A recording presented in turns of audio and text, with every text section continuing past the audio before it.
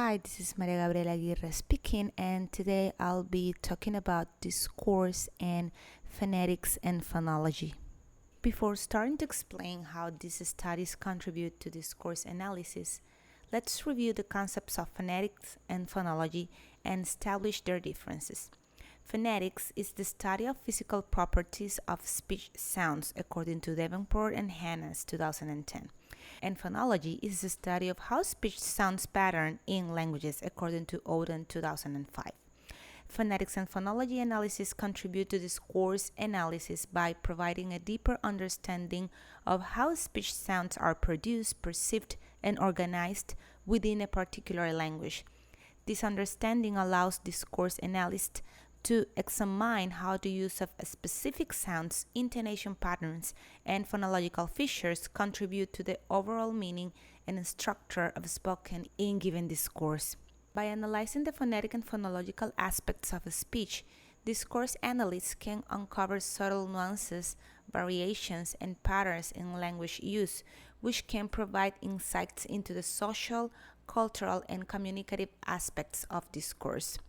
Let's study some relevant aspects that need to be taken into account when doing discourse analysis. Pronunciation. When the speaker produces speech sounds, these are segmented into phonemes, which later will become words, and then phrases that will become clauses that will shape our speech or discourse. When words follow one another in a speech, phonemes may suffer considerable changes. Brown 1977 in McCarty 2010 explains that every consonant and every vowel will be affected by its neighboring consonants and vowels and by the rhythmic structure in which it occurs. These are the cases of phonological processes such as assimilations and elision. For instance, this shop becomes this shop for assimilation, and sudden for elision. Pennington and Richards see pronunciation as a constellation of features manifested not just in the articulation of particular phonemes, but in the stream of connected speech that is natural discourse. The pronunciation of a speaker can contribute to discourse analysis in several ways. Firstly, pronunciation can reveal a person's regional or social background, which can provide important context for understanding their speech and the meaning they are trying to convey. For example, someone with a strong regional accent may use certain words or phrases that are specific to their dialect, which can impact the interpretation of their discourse. Additionally, pronunciation can also affect the clarity and intelligibility of someone's speech, which can impact how their message is received and understood by others. A person's pronunciation may also affect the way they are perceived by others, as certain accents or speech patterns may carry social or cultural connotations. In discourse analysis, paying attention to pronunciation can help researchers understand the social and cultural factors that influence language use. However, not only the physical aspects of speech sounds will help us understand a text, but also the phonological process known as prosody. Roche defines it as a sequence of sounds. The term prosody is used to refer to those features of a speech such as intonation, rhythm, prominence, voice quality, loudness, and tempo that can be added to those sounds, usually to a sequence of more than one sound. These elements provide insights into the speaker's emotion, intentions, and attitudes. Let's talk about rhythm. McCarthy defines it as the alternation between strong and weak beats in various pattern recurrences. This regular pace gives a characteristic sound to each language. The rhythm is affected by the stress given to the syllable and to the vowel, which length would depend on the level of stress given to it. Some languages such as English, Deutsch, German, and Russian are stressed timing, where the tendency is to emphasize certain syllables or words in a sentence, creating a rhythmic pattern with varying levels of stress. Other languages like French, Spanish, Italian, and Japanese are syllable timing, where each syllable is given roughly equal time and emphasis, resulting in a more consistent and even rhythm throughout the speech. For example, in Spanish, we would say something like, veo un hombre, no lo veo. Veo un hombre, no lo veo. Da-da-da-da. Da-da-da-da. In English, we would say something like, I see a man. I don't see it. I see a man. Da-da-da-da. I don't see it. Da-da-da-da. So we can see here that the rhythm of a speech can provide not only about cultural and social background, but also about the speaker's emotions and attitudes. A fast rhythm, for example, may indicate excitement, whereas slow rhythm may suggest calmness. It's not the same maybe that I say, I've just won $1 million, that I say, I've just won $1 million. Now, closely related to the feature of rhythm is word stress and prominence. Word stress refers to the emphasis placed on a particular syllable within a word, whereas prominence, according to McCarthy, refers to the emphasis given to the syllables or words in the flow of talk, because the speaker has uttered them with relatively greater intensity or duration or pitch variation compared with surrounding syllables. Let's look at this example. Japanese. Only the word, Japanese. The stress is in Japanese. Now look at the phrase, actually she's Japanese. Actually she's Japanese. The word, the stress, the prominence is in Japanese. Now, a Japanese ship's owner's being kidnapped. Look that the stress are different to the previous sentences. I thought she was Japanese, not him. Word stress and prominence are important in discourse analysis because they help to convey the speaker's intended meaning and emphasis within a conversation or text and their intention. Additionally, they can help identify key points or themes within a conversation, helping to highlight important information. Therefore, it is possible that the speaker places the prominence in elements of the speech that are usually taken for granted, such as function words like prepositions. For example, no, it's part of the course, not just an optional extra. I can take you right to the door if you wish.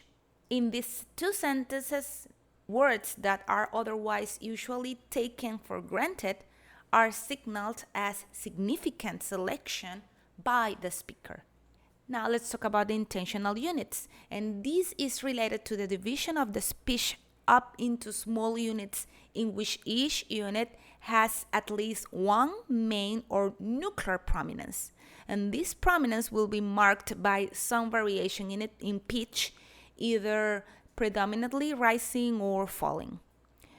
The units are tone groups, which are the last prominence in the nuclear prominence, and Brown and Joule defines tone groups as the unit that contains only one tonic syllable.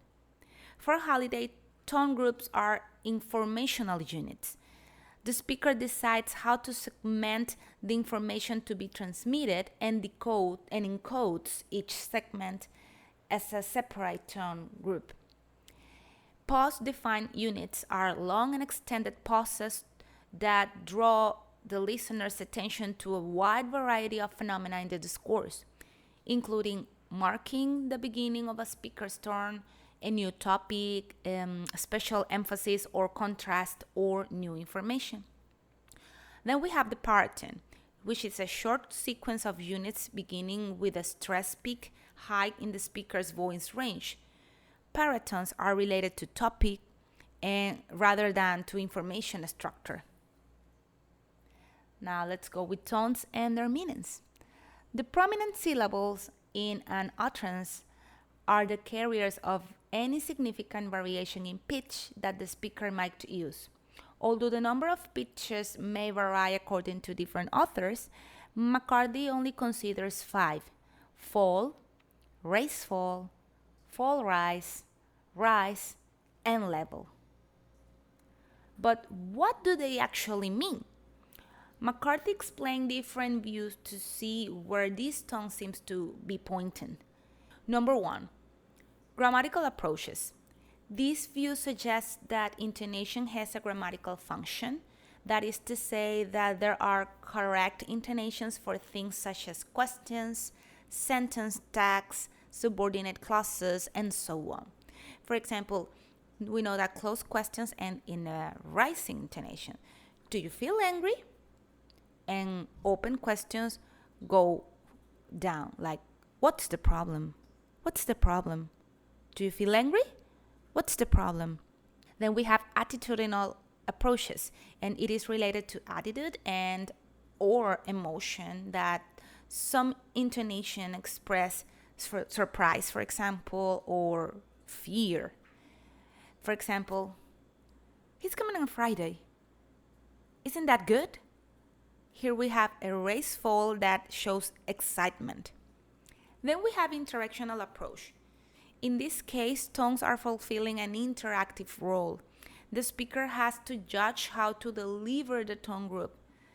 Their tone would indicate if he or she desires an answer back from the listener, and even the other part can show a desire of finishing the conversation with a full tone, for instance.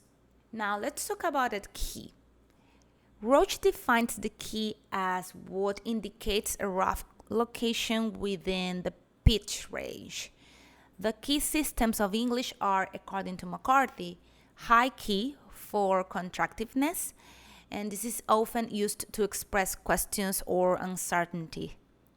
Then we have mid key for addition, which is used for statements or neutral expressions. And finally, we have low key for reiteration, and it's often used for expressing certainty or finality. They represent a further layer of a speaker's choice in intonation. Last, we have pitch across the speakers. McCarthy considers that it is worthy of observation the fact that pitch level choices operate across the speaker turns. Speakers sometimes begin a new topic by asking a question which begins high in the speaker's pitch range. And this high pitch is echoed by the hearer with high pitch at the beginning of the answer. For example, let's listen to this short conversation. Have you ever been to Turkey? Then I have a high pitch for I am waiting the other person to answer. Have you ever been to Turkey? No, never. It's a great country, really. As we can see, pitch variations can signal turn-taking and conversational dynamics.